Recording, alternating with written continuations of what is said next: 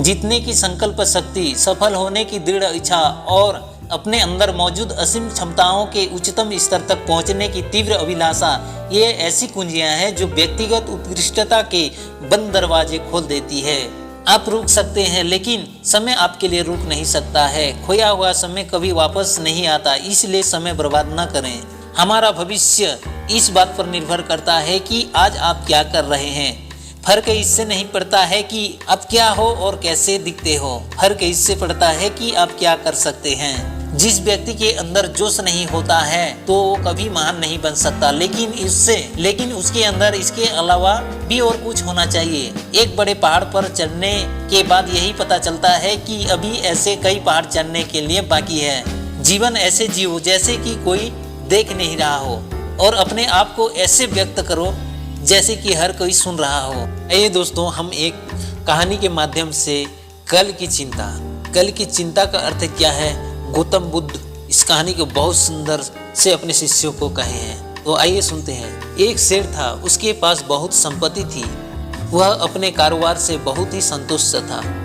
अचानक एक दिन उसने हिसाब लगाया तो पता चला कि वह संपत्ति उसके बच्चों तक के लिए ही काफी होगी, लेकिन बच्चों के बच्चों का क्या होगा। इस विचार के आते ही सेठ भारी चिंता में डूब गया।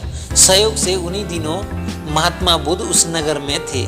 सेठ उसके पास पहुंचा और बोला, महाराज, मुझे इतनी संपत्ति चाहिए कि मैं भोगूं, मेरे बच्चे भोगे और उनके बच्चे भी भोगे और फिर वह कभी खत्म न हो।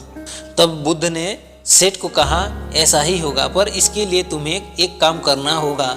तुम्हारे घर के पीछे एक टूटी फूटी झोपड़ी में सास बहू रहती हैं। कल उनको एक दिन के खाने का जितना सीधा भोज्य सामग्री होगा दे के आना, बस तुम्हारी इच्छा पूरी हो जाएगी। ऐसा गौतम बुद्ध ने सेठ को कहा। तब सेठ की खुशी का ठिकाना न रहा। उसकी उसी ही रात बड़ी मुश्किल से कटी। दिन निकलते ही वह सीधा लेकर झोपड़ी में पहुंचा। उसने वहां देखा सास ध्यान में लगी है, बहू झोपड़ी की सफाई कर रही है। सेठ ने बहू से कहा, यह लो, मैं तुम्हारे लिए दाल, आटा, घी, नमक लाया हूँ। बहू ने निगाह उठाकर उसकी ओर देखा और बोली, हमें नहीं चाहिए, हमारे पास आज के खाने के लिए है। सेठ ने कहा, तो क्या हुआ, कल का काम आ जाएगा। बहू ने बोली, हम अगले दिन के लिए संग्रह नहीं करते, भगवान हमें रोज देता है। यह सुनकर सेठ चुप रह गया, दंग रह गया। सोचा, एक और ये लोग हैं जो कल की चिंता नहीं करते हैं, और दूसरी ओर मैं हूँ जो बच्चों के बच्चों की चिंता में मरा जा रहा हूँ। उसकी आंखें खुल गई। फिर उसने धन की लालसा नहीं की। अब उसे महात्मा बुद्ध की बात समझ में आ चुकी थी। इसलिए दोस्तों, हम अगर चिंता में भविष्य